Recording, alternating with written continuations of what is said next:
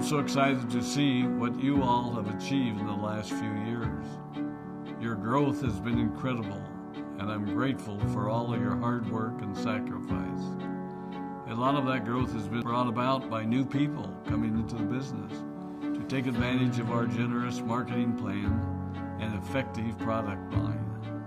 So I thought I would take just a moment of your time to share with you a little bit about where Forever came from and where Forever is going. I've heard people describe this as our culture, but I think it's simply who we are. Several decades ago, I was an executive for a real estate development company called Del Webb. And at that time, there was a lot of excitement about a new business concept. And like many of my colleagues and friends, I went along to a business opportunity meeting and listened to a presentation about multi-level marketing. I immediately fell in love with the concept that people would be motivated to help each other and be able to make a living doing so. It's a beautiful thing when you think about it. Although I was enjoying my career, I didn't think that I was contributing as much as I wanted, or as much as I could, to improve the well-being of the people around me. Inspired by the concept of people helping one another, I set out to write a marketing plan that is almost identical to the one that we use today. As I developed it, I had two goals. One was to pay the highest bonuses possible and still be able to run a company effectively. Two, to build a plan that would motivate and encourage people to keep working.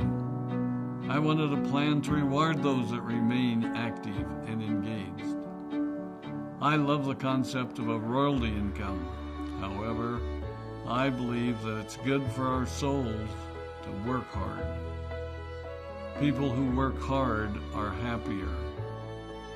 Of course, if you work hard, you should play hard. And that was one of my motivational factors in starting Forever Resorts. It was to give people the opportunity to spend time with their loved ones and experience the wonder of nature. Next time we're together, maybe I can tell you more about my passion for our resorts, our rare animals, and spectacular natural resources. So, with the marketing plan prepared, I needed to find a product. And we searched around and looked at different opportunities. I was passionate about finding something that was effective, consumable, and that we knew would not be a fad. During my search, I met a group of doctors who had developed a method of stabilizing aloe vera. They convinced me of its efficacy, and we began testing the product, and were amazed by the results. We were in business. We had a fair and balanced marketing plan, a consumable, effective product, and the third ingredient, an absolute conviction that we could make a difference in the lives of the people around us. And while it might have been a bit presumptuous, we honestly believed that we could make a difference in the world. We put in generous return policies, customer service incentives, and began to build this business based on the principle of being nice to one another and helping others. The success was incredible, and we grew rapidly until Christmas of 1982. I was sitting at home with the family, and the phone rang. They informed me that there had been a freeze at our aloe plantations in Texas, and that all of our aloe was destroyed. I immediately went to the airport and flew to South Texas to see what we could do. I hoped and prayed that when I arrived, what I saw would be better than the news I'd received. But that wasn't to be the case. We had no aloe, and the business immediately began to suffer. There were some FBOs that left, but more importantly, there were those that stayed. It was a tough time for us. We put everything on the line to stay in business, and there were many sleepless nights.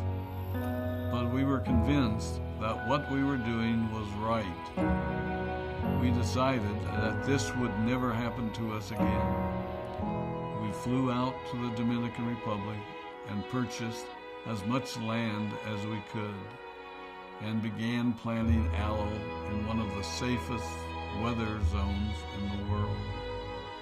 In addition to the acres of plantations in the Dominican Republic, we now have plantations in Mexico and South Texas. It was a tough lesson to learn.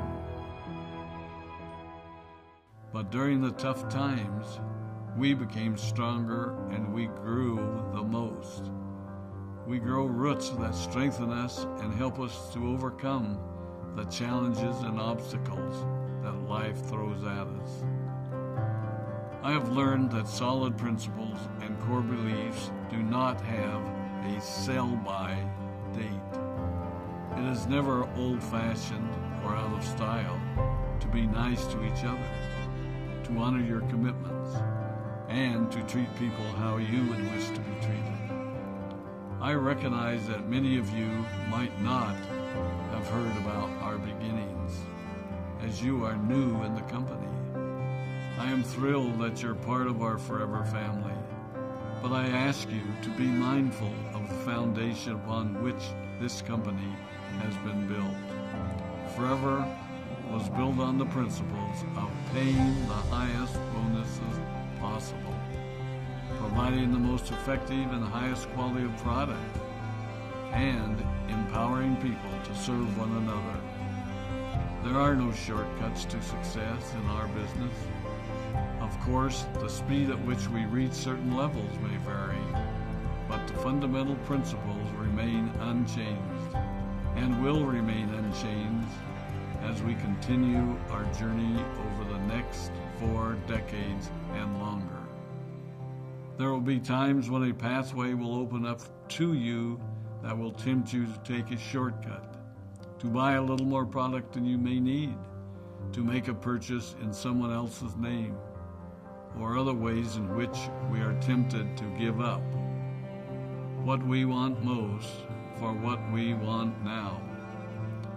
Never forget that you're a part of something special, a business that has been built upon taking the road less traveled.